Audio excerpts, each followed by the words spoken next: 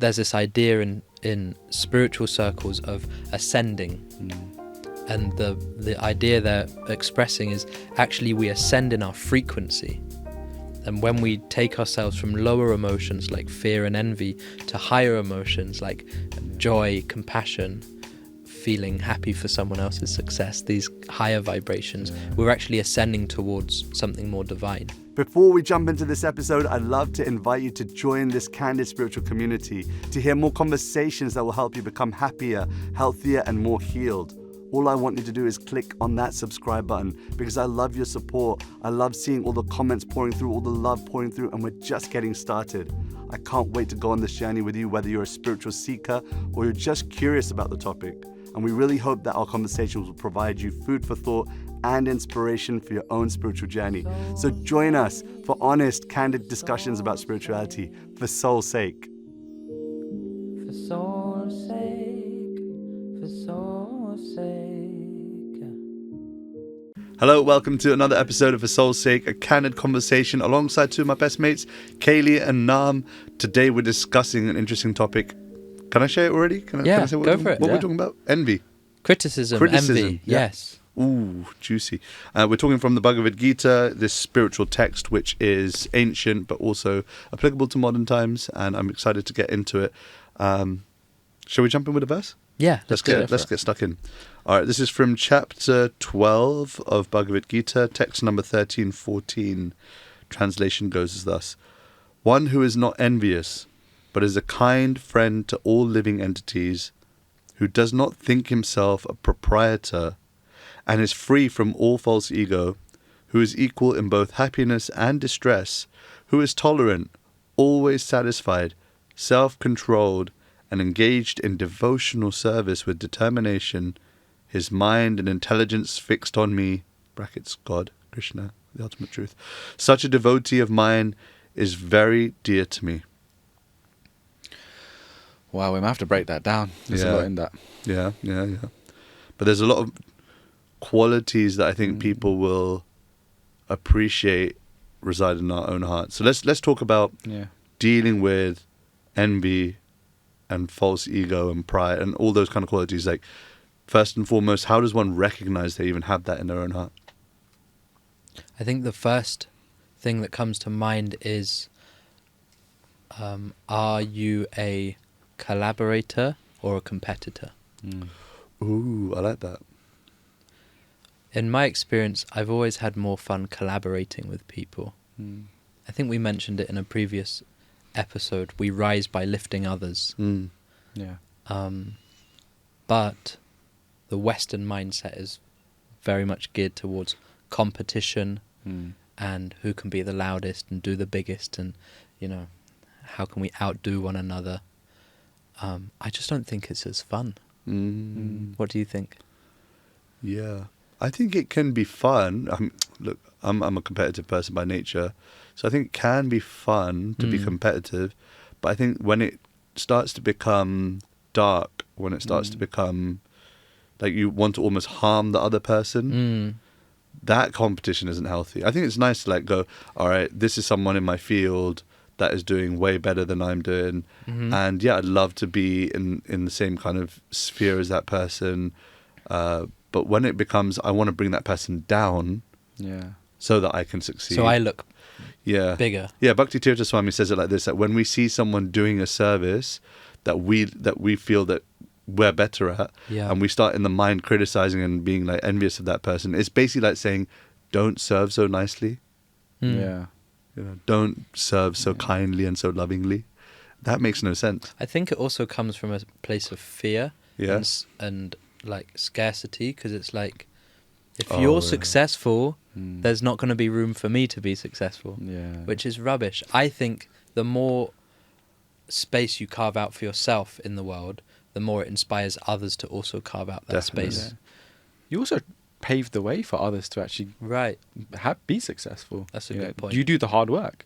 That initial person who really blows up in a particular field is actually paving the way for so many others to have a bit more of an easier life. It takes a lot of courage to do that. And I think envy sometimes is like a very immature emotion.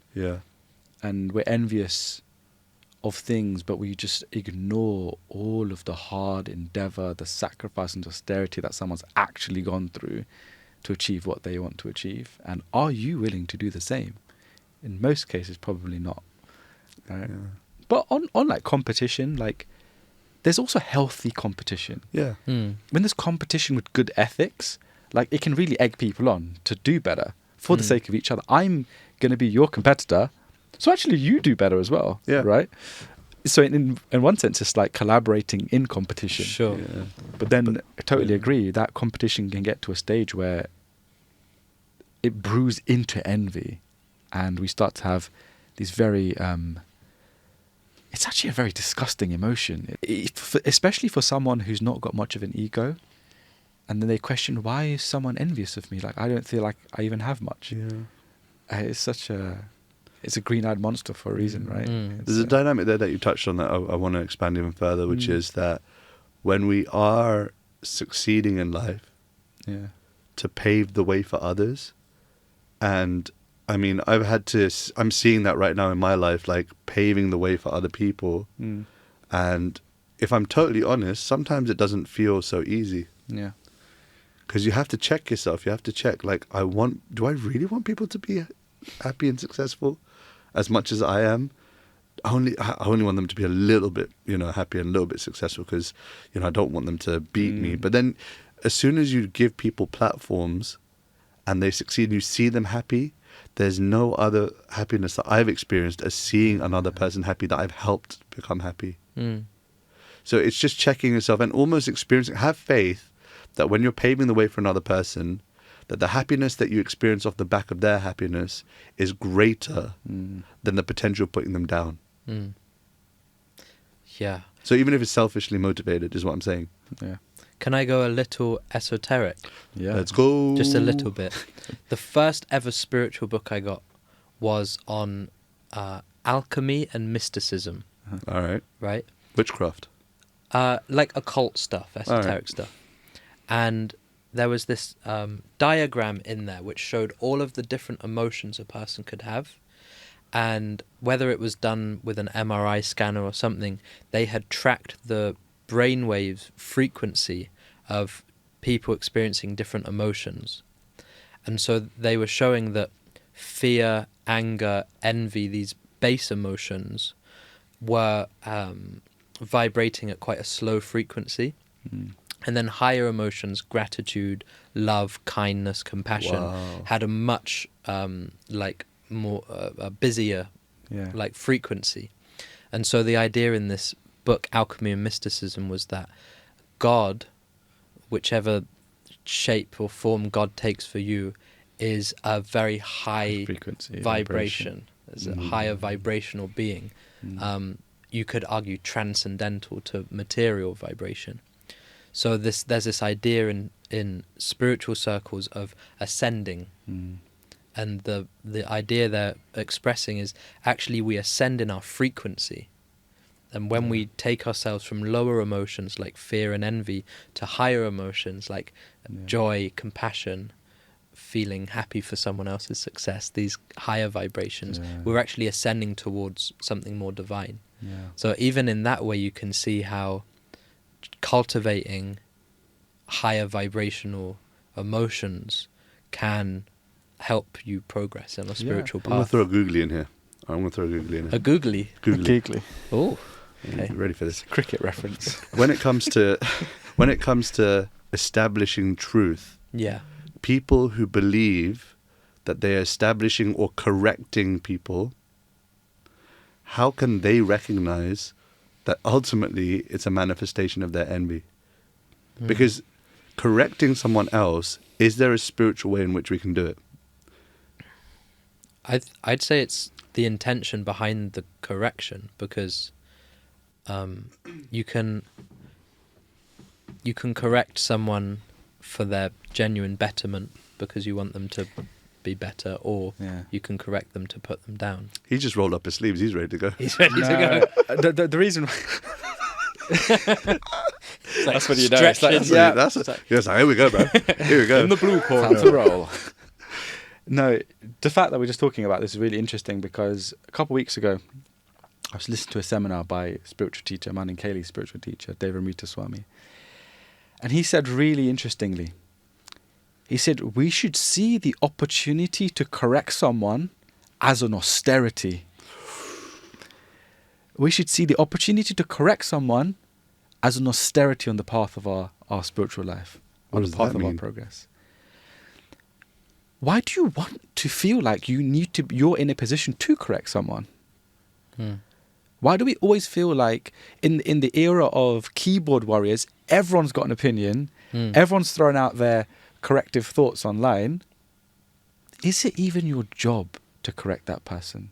If you truly believe an individual needs to be corrected, surely that should come from the right authority, right? I could do something wrong. Kaylee, you could tell me, you could correct me on it, but I probably won't do it. Radhika, you could tell me and I might not vibe with it, right? Maybe someone else I have who's, maybe my sister or my mom or dad, my friends or whoever, yeah? If they maybe tell it, because I've got a particular relationship with them, then perhaps the correction will happen. But was the reason that you were correcting me for the sake of correcting me and wanting me to change? Or was it just an expression of your envy, Right. of your malice or whatever it may be, right? Yeah. Was it coming from a lower frequency emotion is what I'm trying to say. Yeah, it's like, was it beneficial? Is it truthful? Are you the right person to say it? Yeah. Is it the right time, place and circumstance before I open my mouth? Yeah. Like, I don't think correcting people should be seen as like, now you're like, you're automatically envious. Yeah. But I think we need to check by some system, there has to be some sort of thought process. Like, before I post something online about like hammering someone else, like, I could easily do that. Now I've got a platform, I could go out and start like correcting people that I think aren't practicing chanting properly. But am I the right person? I don't think necessarily all the time. Is it going to be beneficial for me to do it in that medium? Yeah. I don't think so. Yeah. Does it actually help the person in a loving way? Yeah. I don't think, an online medium is the right way to do it. Here's some practical wisdom on this point. Yeah. This changed my life. If you feel the need to criticize someone, always do it privately. If you feel you need to praise someone, always do it publicly. I love that. I like that. And you see how people, maybe it's like a benchmark for trying to work out, are they doing it just to, criticize for the sake of it or to correct that person genuinely? Usually it's the other way around. They'll praise someone in privately and then, publicly they'll slag them off, so to say. Yeah. That's a really nice point, because when it comes to even criticizing someone, another element I would add to that is, are what you're trying to criticize that individual for, could you criticize yourself for that same thing? Deep inhale. Do you have that existing in yourself? And more cases than not, we probably do. You only recognize it because you recognize it yourself. Exactly. I just find that, like, for me, like, I kind of take this, especially in the last, 5 years, I've taken an interesting stance. If it's none of my business, if it's nothing to do with me, I don't need to be in it. I've got too much stuff going on in my life. I don't need to be in your business. I don't need to comment on your business. Yeah. I don't need to correct you. I don't even understand your business. So you crack on. I'm going to crack on in mine. Because life's too short. Yeah. So many priorities, right? Yeah. There may be genuine circumstance, in which you want to correct someone and you want, critique someone or judge someone, and I can understand that. I just think that there's ways to do it lovingly. If you really want the person to change, there's ways in which you can do it in a loving way. And I think that this point that this verse is bringing across, which is that how do we become dear to God? That's the reason for which we're doing it. We're not doing it for self-improvement. Right. Like, what we're talking about here is not criticism so that we can become more kind people just for the sake of kindness. But that's why I like this verse, because it says, such a devotee of mine is very dear to me. That one who is free from false ego, who is controlled with speech, who is tolerant, all these qualities is not just in and of themselves, but sa me priya. That's how we become dear to God. God wants us to be kind. Yeah. Someone asked me recently, they said, you seem like quite a friendly person, someone that has lots of friends. They're like, I don't feel that way. How do I make friends? And I told them this thing I heard about, actually, when we become God's friend, we become everyone's friend. Because Krishna is the source of everyone. So if you become dear to Krishna, you become dear to everyone. Yeah. And so that's kind of the focus. It's like watering the roots. And that's something I've found. The more I take a step towards Krishna, divinity, then the more the social world opens up for me as well. Yeah. If you receive love from the source of love, it's very easy to give it to Yeah. others, right? Big time. Very And that's easy why to give even others. in the criticism of those who criticize others, we should be kind and loving. Yeah. For sure. You know, because ultimately we have to see that their manifestation of the way in which people put out their voice and whatnot to criticize others, it's like they say, hurt people. Yeah. And so we have to acknowledge that it's not that they're bad people intrinsically, it's just maybe they're hurt. And that's okay. Like maybe we need to just show them some love. I think that's... And how we show them love is also important. Go on. Can you just say that again? Because I think we should stress that point. I think that's a huge point. Which one? Hurt people.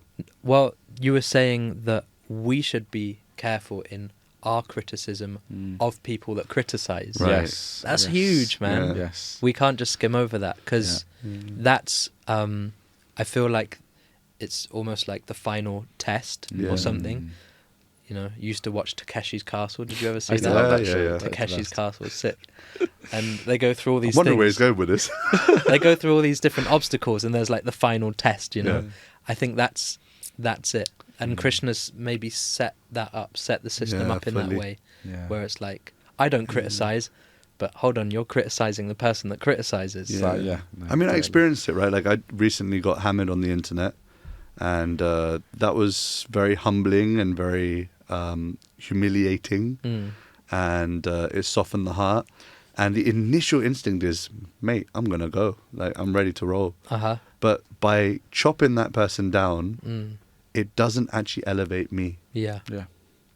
By criticizing someone who's criticizing, it doesn't actually help me. It actually demotes me. My own spiritual values, my own spiritual progression, transformation becomes stunted. It's like pulling out the little, the little sap. What do you call that? The little thing that comes out, the little shoot, Yeah. a flower, just before it's about to blossom, it's a shoot. You're just ripping it out at the core, And so just being conscious of that for my own self has been really important. I think it goes back to, this is why, like, this why in life, like, what are we doing all of these things for becomes so much more important. I think you highlighted it in that verse. Like, we develop these qualities to please God, right? So, like, in this particular case, when you go through challenges in projects and endeavors that you might be going through in life, they're there to learn from, to guide your internal transformation. Like, ultimately, the why in our whole life is to try and become pure loving souls at the end of this life, pure lovers of God, right? That's the goal. That's the goal, not the metrics on our posts and social media and projects. That's not the goal. The goal is actually that. And what the journey looks like from where we are to there, we don't really totally know what that looks like. Yeah. But we have to be open to the lessons that present ourselves with, right? Yeah. I think that's And do it patiently. Like, there's this verse, I'm just reading the purport while you were speaking. yeah. Srimad Bhagavatam 10:14, 10th canto, 14th chapter, verse number 8. Famous one, those that know the Bhagavatam. Tatte nukampa susamikshmano. We have to be patient, and all the while, like, if we're being criticized and people are being envious of us and we can notice it, then we should patiently endure and know that ultimately those who are patient in that painful process will come out much more peaceful and happy and beautiful. Yeah. There's an incredible story of Srila Prabhupada's guru, Bhaktisiddhanta Saraswati. And in India, he ran this ashram with many, many disciples. And all very high caliber disciples. But there was this one disciple that everyone despised. Oh. Like super envious person. And no one could get on with him, right? And one day, this difficult disciple left. And so the other disciples and devotees felt very joyful, and they started celebrating and dancing and doing kirtan and everything, right? He's gone. Yeah, he's gone. And so they're like, we have to go and tell Gurudev. We have to tell Gurudev. So they run into Bhaktisiddhanta Saraswati's room with this exciting news that so-and-so has left, and they see Maharaj is sitting there weeping, crying heavily. And they say, Maharaj, haven't you heard the good news? So-and-so has left. And Bhaktisiddhanta opens his eyes and looks at the devotees and says, I heard, and I'm very upset because now who will teach me humility?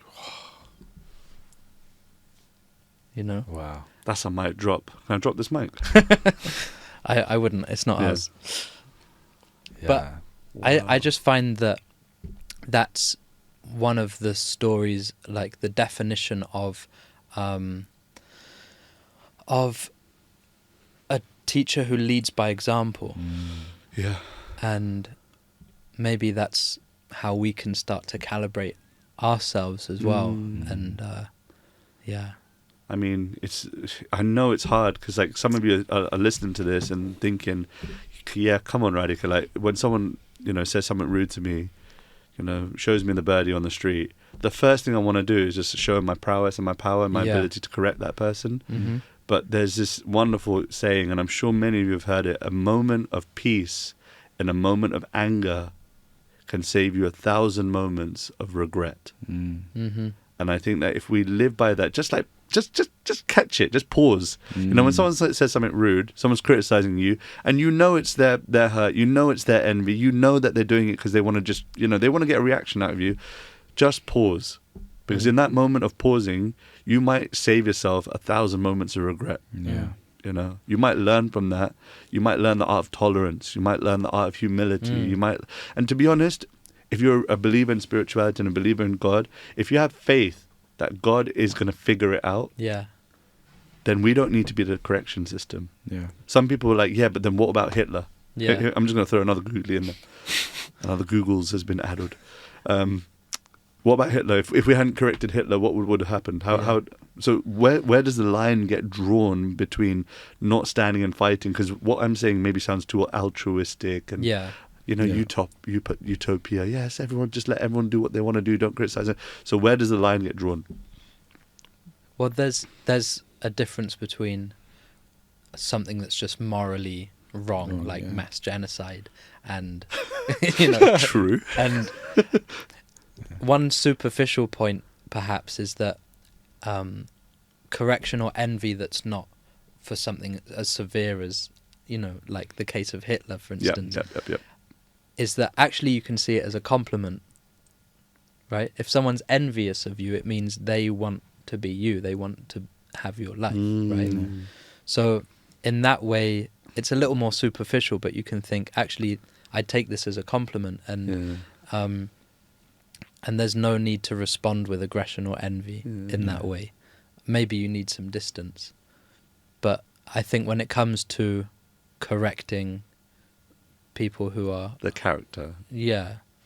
There's a difference. Thank you for it. I think you have to just understand, is it your position to correct? And it may be. Mm-hmm. It may be, right? Mm-hmm. It may be your job and role and service to that individual to correct. And it may not be. Yeah, but you got to check yourself like 3 times. 100%. Like check you even got to check with your own authority. Yeah. Am I the right person that should say this or not? And when I say your own authority, I don't mean like, fall in line soldier. I mean like in spiritual context, we understand that, there's people on the path who are a little bit further along than I am. And they're considered maybe more senior to me in their spiritual journey. Let me just check with them. There's no harm. Like, what's the worst they're going to say? Don't say anything. And that could save you 1,000 moments of regret in the future. Because you know what the thing is? As soon as you say something, you'll always be remembered for saying the hurtful thing. You'll always, no matter what you do in your life, that's going to be kind and great and, accomplished and whatnot. People always remember, but you took that dig at that one person. Why? Why did you have to do that? Yeah. You get labelled. You get remembered for that. 100%. Yeah. What's that saying? They say that people don't remember what you did, but they remember how they made you feel. Yeah. If I asked you, like, how many Instagram followers does this guy have in 2017? It's like, I don't know. Yeah. Don't Right. really care. But how did he make you feel? Yeah. That's the Totally thing resonate with that's important. Yeah. There's also another dynamic. So, like, we Here we talk go. about criticism, and correction doesn't always mean criticism. Criticism doesn't always mean correction. Correction doesn't always mean criticism, and criticism doesn't. Yeah. Because when we're saying we're being critical about someone, we're really trying to be objective, or be subjective and take them down a little bit, perhaps with something that we feel we don't like about the individual that they should be improving on. However, we know that that's not necessarily when that's driven from envy, it's not necessarily a nice place to be. But where does discrimination come into play? Like, we talk about discrimination, that's very discriminative. Do you mean discernment? No, discrimination. Okay, tell me. Discrimination, like dealing with different people differently, right? Mm-hmm. Because it's often given a bad connotation in today's world. Like, in order to discriminate between two people, let's say I want to help two different people. Yep, you got Jack and Jill. Jack has a pretty tough upbringing, right? And Jill's had a really great upbringing. So I need to be a little bit more sensitive with how I deal with Jack. I've now discriminated and assumed that I need to be a bit more sensitive with Jack based on what I know. But that discrimination wasn't wrong, right? And I wasn't criticizing Jack for what he's gone through, and therefore I need to deal with him differently. It's coming out of a space of I'm just trying to use logical discrimination to deal with these people. You're working with the information you have. Right, exactly. Because they even say, like, in the 3 levels of a spiritualist, you have the neophyte, you have the intermediate, and then you have the advanced. For the intermediate level, it said that they're supposed to employ a level of discriminative ability to impart spiritual wisdom to different types of people. Yep. But it does not mean that they're criticizing individuals in different places. Right. And saying, you're there because you're like that, so therefore I have to speak to you like this. Yeah. And here's how I need to teach you. It's not like that. So sometimes I feel the word discrimination is given a bit of a bad rep in today's world, and it's like, that's very discriminative. It's not. We're just acknowledging differences and responding to it in such a way. There is a kind of a breakdown happening in that whole world of everything's one, we're all equal. Yeah. I think we're finally getting to the point of realizing that actually, no, men and women are different. Yes, we're equal in some parts, but also different. Yeah. You know, that there has to be that, discrimination without it being, exactly how you said, negatively connotated. I like how you phrased that. There's that story of the professor who comes into the classroom one day and every day has a spotlessly clean white shirt that is ironed and perfect. And he comes in and one day he has an ink stain, just a tiny, tiny, tiny black ink stain on his shirt, right? And one of his best students who watches everything he does every day very, very closely puts his hand up and the professor thinks he's going to ask a question, but he says, you have a stain on your shirt. And the professor takes his jacket off and said, 99.9% of this shirt is white. And you found the one black spot.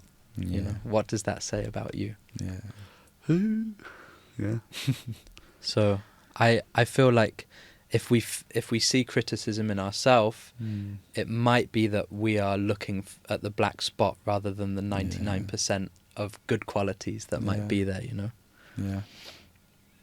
I always try to do that. Like, if there's someone I just don't have good feelings towards or feeling a bit ill, I'm just like, stop. Stop. Let me just say 3 really nice things about that person. 3 things I really observed that's really nice. And that simple activity completely shifts your mindset. Shifts the day and you feel, that I empowered that person, or I empowered my critical nature to make me feel the way I did because I focused on those things. I could also empower my higher nature to make me feel a lot better. Yeah. Loving, respectful distance. Loving, respectful distance, yeah. If there's someone that we know we don't like, just keep a loving, respectful distance. We don't need to be involved in their life. We don't need to try and change their life. We don't need to correct their life. No, just loving, respectful distance. Because let's be real, right? We're having this discussion about criticism, but let's be honest, there are people we just do not like. Yeah, that's everyone in every single person's life. Name me 3 people in your life that you don't like. Yeah. You probably got one on your mind while this conversation is going on. You're probably thinking about the person that you dislike or criticize or whatever. But there are people where you just, as saintly as you think you are, you just hate this guy or girl or whoever, right? So it's like loving, respectful distance. I like that. And if we don't like everyone, why are we expecting everyone to like us? Exactly. Doesn't make any sense. Keli's dropping the bombs today. Yeah, he's on it. He's on it. It's that 5 hours of sleep. I'm telling you, it really. On that note, we're going to close off this conversation on criticism, judgment, and envy. I hope it's been useful for you. I hope you can use some of the things that we've spoken about in the week that follows. Catching yourself just before you're about to do someone over, just catching yourself, pausing for a moment, considering what are the words that I'm going to say. Are they going to be loving? Am I the right person to say them? Are they critical? Do I need to first look inside myself and correct something within before I say anything about others? So much there. I hope there was something useful, and not because we want to just be good people, quote unquote. It's not about just getting to the point of, in and of itself, being free of envy, but rather from this bhakti perspective, from the Gita perspective, that one who has conquered envy, one who has conquered their pride, is very dear to divinity. It tugs at the heartstrings of divinity when we're kind to one another and we're avoiding criticism of one another, and I think that's beautiful. So I hope that your week ahead is successful. I can't wait to see you on the next episode of A Soul's Sake. Thank you so much for joining us. See you on the next one. Peace out. If you love this podcast, you'll love my interview with Shivani Powell on the importance of accepting and embracing others without judgment. Check it out. With a knife, you can kill someone. You can hurt someone. You can harm someone. You can also use that knife to chop fruits and vegetables to eat.